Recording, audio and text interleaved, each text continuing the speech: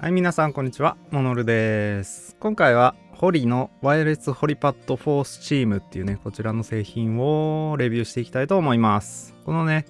スティック左右に、タッチセンサーがついていて、触っている時だけジャイロをオンにしたりオフにしたり、そういったね、機能があります。なのでね、Steam で設定できるジャイロ機能っていうのを使って、ジャイロをね、ふんだんに使っていくっていうことができる、コントローラーになってます。なので今回はジャイロ機能を重点的にレビューしてきました。ぜひね、今回の動画が参考になったと思ったら高評価とチャンネル登録よろしくお願いいたします。そしたらサクッとですね、モノルの方で、ワイヤレスホリパッド4スチームのスペックをチェックしていきたいと思います。カラー展開は4種類ですね。紫色と蛍光イエロー、ホワイト、ブラックっていうね、カラー展開になってます。対応機種は PC、Steam で公式認定コントローラーっていうね、Steam の認定コントローラーになってます。接続方法は有線接続と Bluetooth 接続になってます。はい。で、スティックは接触式スティックになっていて、スティックの重さは 60g フォースでした。背面2ボタンと正面にね、追加の2ボタンがついてます。このね、下側のここにですね、ボタンがついてるっていう形になってます。有線遅延は 3.49ms、Bluetooth の遅延は 16.9ms。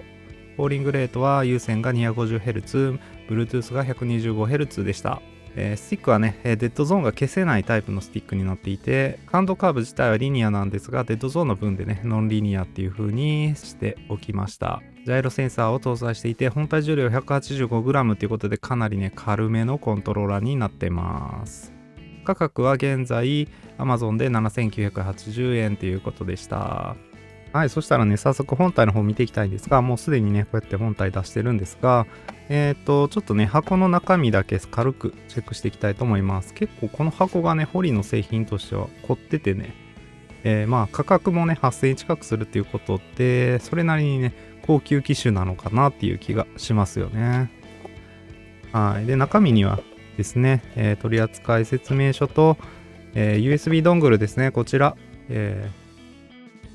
これね、Bluetooth に対応した、Bluetooth ドングルになってるんですよね。なので、Bluetooth 接続して他の機器を接続したりもできるね、USB ドングルがわざわざね、ついているっていうことになってます。個人的にはね、Bluetooth のドングル結構持ってるので、これを抜きにしてね、価格をちょっと抑えてほしいかなっていう気がしました。でね、箱の底面にはですね、3メートルの USB ケーブルが入ってます。USB Type A to C ケーブルですね。USB ケーブルはこういうね、普通のよくある、とても質素な作りのケーブルが入ってます。3メートルなんで使いどころは結構あるかなって感じですね。取扱説明書はですね、しっかりとね、クイックスタートガイドっていうことでいろんな、設定候補がね、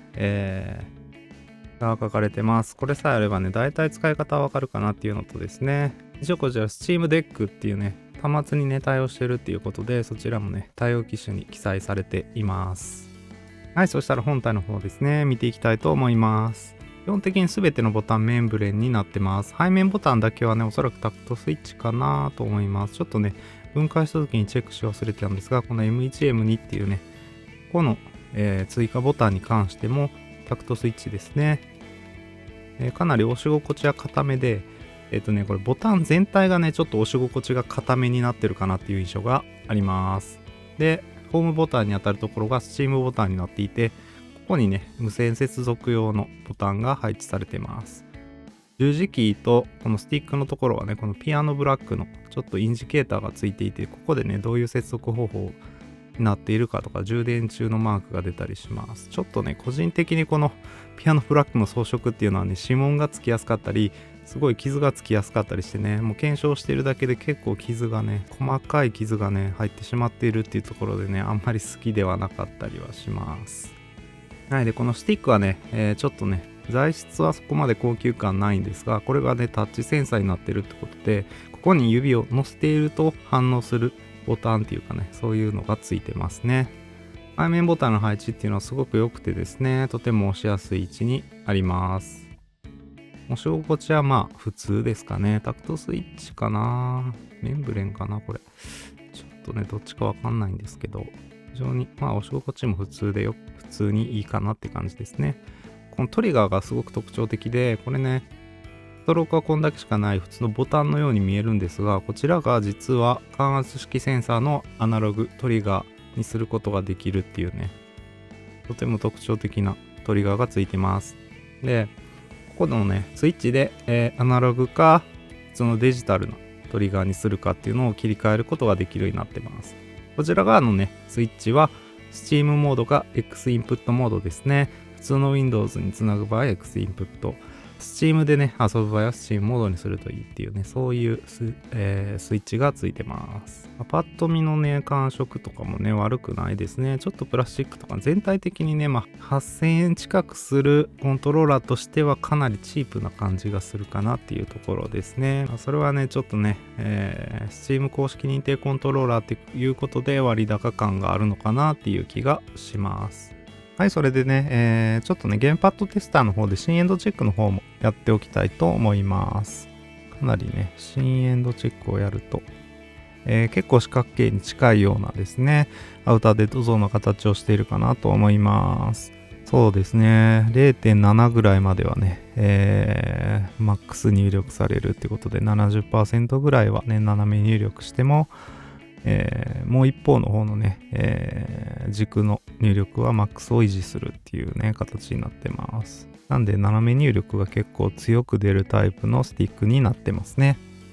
はい、それでですね、Steam モードですね。で、PC に接続して、で、このホリデバイスマネージャーっていうね、ソフトを立ち上げるとですね、設定することができたり、ファームウェアの更新をすることができたりします。プロファイル4つまであって切り替えができてですね、ボタン設定ですね、ボタンのマッピングをこう変えていけます。この辺、Steam でもできるのでですね、あえてこのデバイスマネージャーを使わなくても実は良かったりしますね。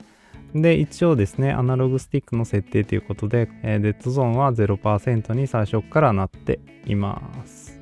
で、連射設定ですね。こちら。連射の設定とかもできます。一応ですね、これヘルツなのかな？そうですね。5Hz 単位で50、20Hz まで連射するっていうこともできます。はい。で、Steam の方ではですね、いつも遊ぶ、ゲームのところのね、このコントローラーアイコンからですね、こうやってコントローラーの設定をね、変更することができるようになってます。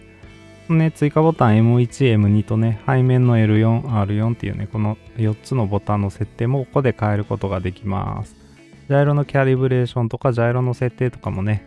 できるようになっていて、連射設定とかももちろんできますし、かなりね、細かな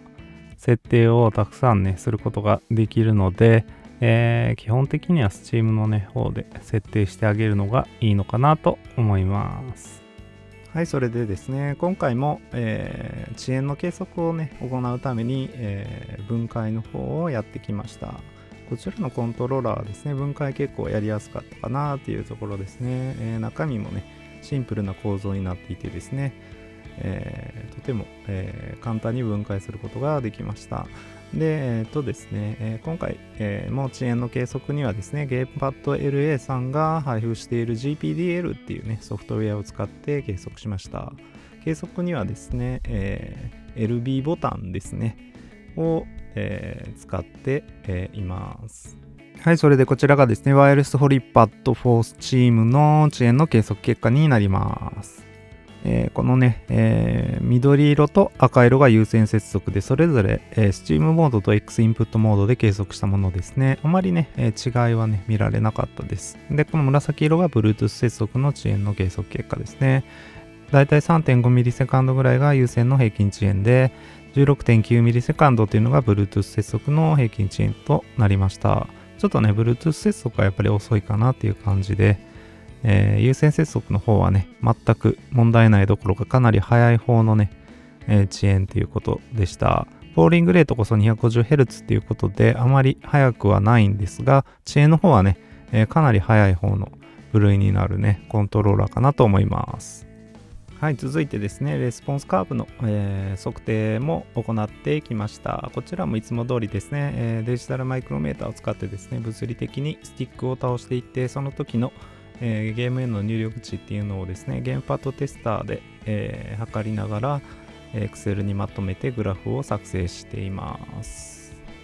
はい、それでこちらがですね、ワイヤレスホリパッドフォースチームのスティック感度カーブの計測結果です。このグラフはですね、横軸がスティックを倒した距離、ミリメートルで、縦軸がゲームへの入力値です。0が中立、1がね、一番最後まで倒した、状態ということですね。で、Steam モードと X インプットモードでですね、若干違いがありました。よりね、X インプットモードの方がですね、まっすぐな直線上になっているっていうね、ちょっとこの辺ね、なぜこういう風になるのかっていうのは不思議なんですが、スティックのね、出力方法に若干違いがあるのかもしれないですね。で、約 5% ぐらいですね、やっぱりここにデッドゾーンが入っているっていうことですね。なんで誤差の方のね、グラフを見るとですね、だいたいマイナス 100% っていうところが 5% ぐらいまでね、出てるっていうことです。なので、スティックをそのまま FPS ゲームで使うのはちょっとね、難しいコントローラーかなと思います。なんでね、基本的に FPS ゲームはこのね、せっかくね、いい、タッチセンサー付きのスティックとジャイロが付いているコントローラーってことなんで、ジャイロでね、遊ぶのがいいかなって思いますね。はい、それでですね、Apex のね、射撃訓練場に来たんですが、せっかくね、Steam 入力でこう、今ね、これ見ていただいたら分かる通り、ジャイロが使えるのでですね、Apex でね、うまくジャイロを使うっていうのをね、ちょっと研究してきました。カジュアルとかね、ミックステープで、普通に戦えるぐらいまでは、設定に詰められたかなと思うので、ちょっとね、紹介したいと思います。今これね、どういう風な設定になってるかっていうとですね、こうスティックから指を離すとこのようにジャイロが動きます。エイムしてもね、ジャイロ動きますね。で、スティックを触った瞬間ジャイロが機能しなくなるっていうね、はい。こういう設定になってます。エイムするとスティックを触っててもジャイロは機能します。っていうね、こういう設定をちょっとね、試しに入れてみました。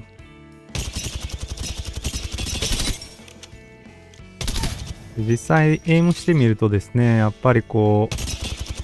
すごい切り返しが早くできるっていうのがね、ジャイロのやっぱり特徴かなって思います。当然ね、パッドのスティックにエミュレートしてるので、エイムアシストも効きますし、よ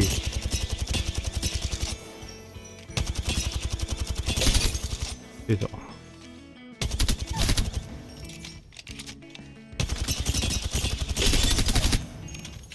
切り返し遅れとかはね、全然やっぱりね、コントローラーの普通のスティックでやるよりかはね、ジャイロでやった方が追えるかなっていう感じがします。ただね、私まだまだ全然ジャイロに慣れてないので、全然当てるっていうことはね、そこまでできないんですが、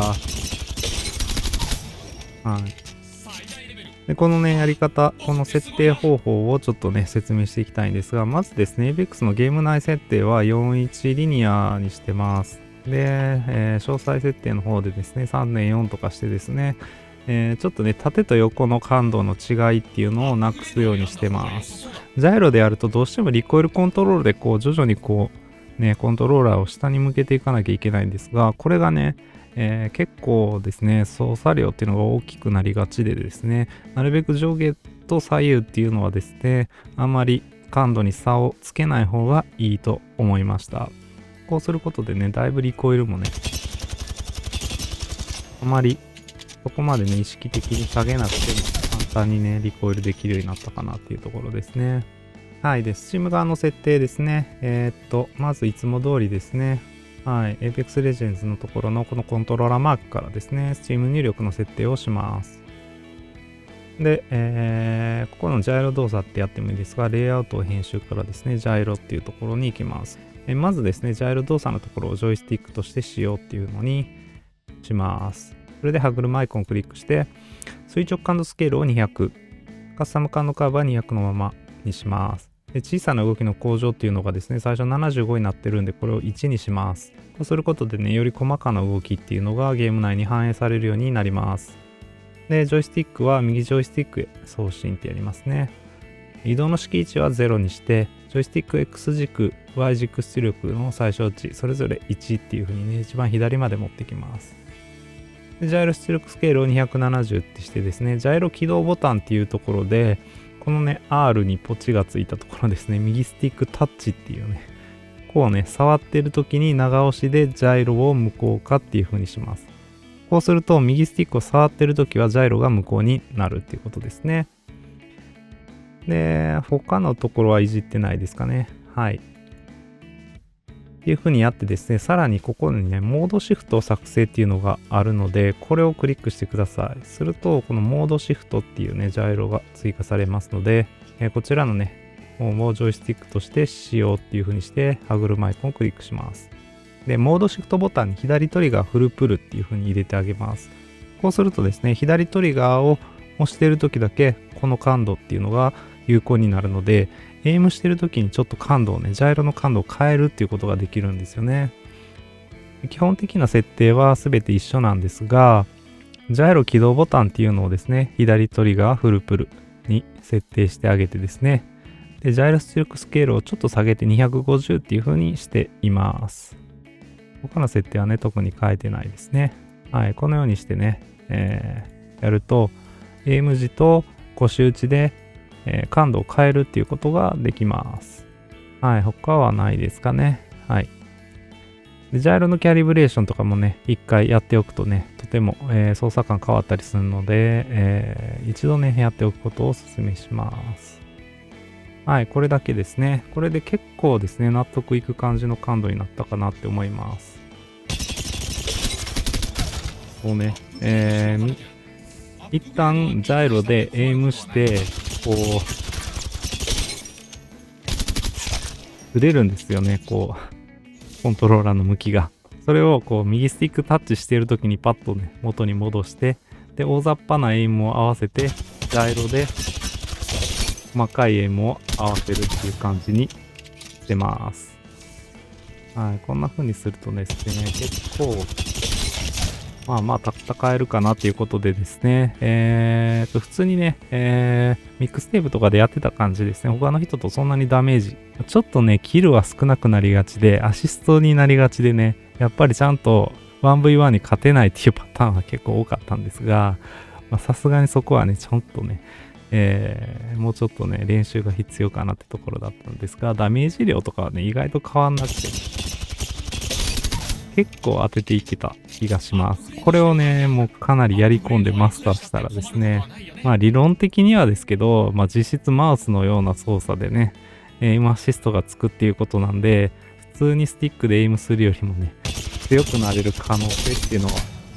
あるんじゃないかなって思います。かなりね、夢がある操作方法だなっていうふうに私は思いますね。ちょっとね、やり込めるかって言われるとちょっとね、私はあまりにもスティック操作に慣れすぎてるんで、ちょっとね、これをやり込みたいとはちょっと思えなかったんですけど、はい、すごくね、面白かったですね。はい、それでですね、ちょっとね、ジャイロ操作についていろんなゲームでね、遊んでて、ちょっとね、一点気になったことがあったので、そちらをちょっとお話ししていきたいと思います。ちょっとね、ジャイロが遅れてるような気がするんですよね。で、今これ、早く動かしすぎると Apex の場合はね、スティック操作に変換されるんで、こうね、どんどんずれていっちゃうっていうのはね、これは仕方がないことなんですが、こう、ちょっとね、ゆっくりめに動かして、どうでしょう。あんまりずれてる感じしないですかね。ちょっとね、コントローラー変えてデュアルセンスの方でもジャイロの方を見ていきたいと思います。はい、こちらデュアルセンスですね。こっちの方はね、スムーズに動くような気がするんですよね。結構ね、大きなこれは違いがある気が私なんかはしてしまってですね、特に、気づいたのがレーシングゲームですね、アセットコルサでやってた時に気づいたんですが、明らかにデュアルセンスのジャイロの方が操作はしやすかったです。なんでね、実はですね、このジャイロ機能っていうところで見てもですね、ちょっとね、このコントローラーをおすすめするの難しいかなっていうのが残念ながらね、ちょっといろいろ検証してみて思ったところになります。はい、それでですね、Apex Legends の方ですね、ジャイロで、プレイ、カジュアルですけどね、プレイしてきました。こんな感じでね、意外とですね、敵がある程度正面にいる限りは私でもですね、ジャイロで当てていけるかなって気がしました。まあね、中遠距離はもうね、全然当てることができなくてですね、やっぱりちょっとね、相当練習しないとジャイロを使いこなすっていうのは難しいかなって思いました。はい、こんな感じでね、あんまり敵が動かなければまあ当てれなくはないかなっていうね、そんな感じになってますね。もうついついね、スティックでね、操作し始めちゃうんですよね。なんかね、もどかしくなってね、ここなんかはね、あれどうやって操作したらいいんだっけみたいに混乱しながら打っていたりしました。はい。ジャイロはジャイロで相当難しいですね。これエイムアシストついてるからって言ってですね、全然ね、まあこれが有利な操作方法っていうことは多分あんまりないかなって気がしました。まあ、もしかしたらスプラトゥーン3とかでですね、ジャイロ操作に相当慣れてるっていう方だとですね、うまく使いこなせるのかもしれないですね。ちょっとね、先ほども説明した通り、遅延がね、ジャイロ操作にあるような気がするんで、このコントローラーじゃなくてね、例えばデュアルセンスとかでジャイロ操作したら変わるのかもしれないです。ちょっと短いですが、APEX は以上で、ここからジャイロちょっと関係なくね、十字キーの方ですね、検証してきました。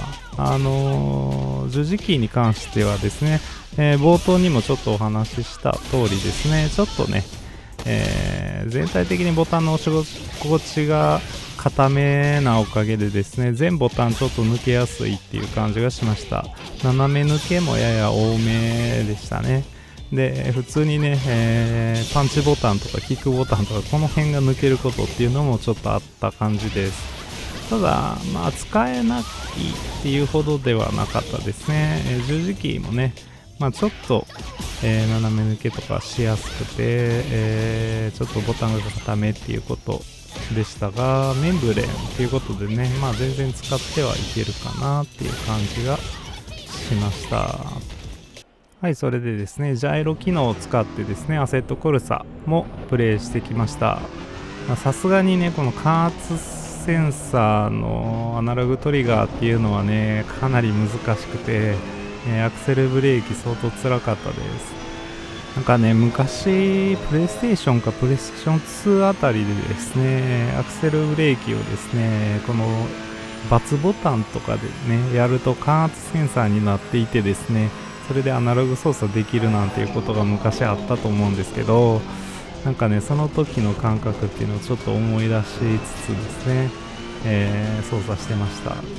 でね、なんかね、ちょっとやっぱりステアリング操作っていうところで遅延をすごいね、感じました。遅延なのか、それともなんかね、ジャイロに何て言うんですか、それこそこう滑るような感覚っていうんですかね。なんかね、どっちが正確な表現なのかはちょっとよくわからないんですが、なんかうまく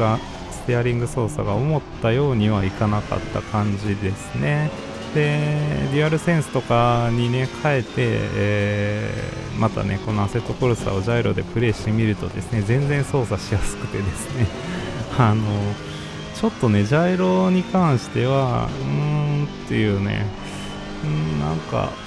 どうしてこうなってしまってるのかっていうのまではね、ちょっとジャイロはあんまり詳しくないのでわからないところですね。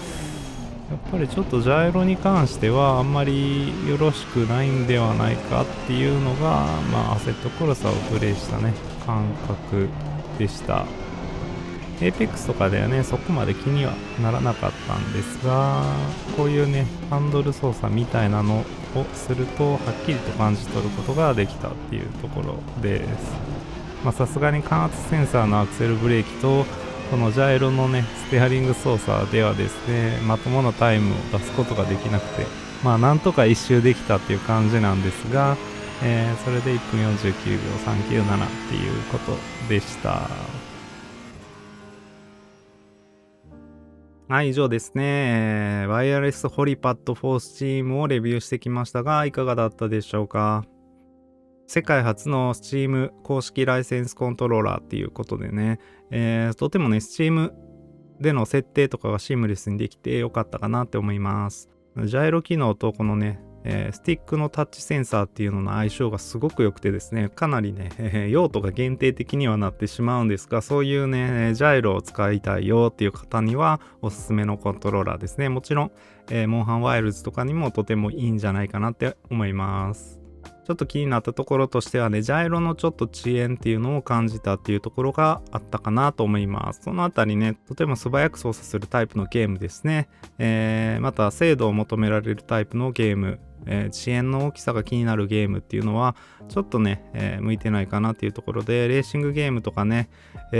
場合によっては FPS ゲームとかもね、ちょっとこのジャイロ機能では厳しいかなっていうのがとてもね、残念ポイントだったかなと思います。このね、タッチセンサー付きのスティックっていうのはね、すごくいいので、ジャイロ機能を改善してね、このスティックのタッチセンサーが付いたコントローラーっていうのが出てきたら、すごくいいのになっていうふうに思いました。はい、それで私はですね、こちらモノルっていうウェブサービスの管理人もやっています。今回ご紹介したワイヤレスホリパッドフォースチームのいろんなね、細かいデータとかも載せていますし、価格も随時更新中です。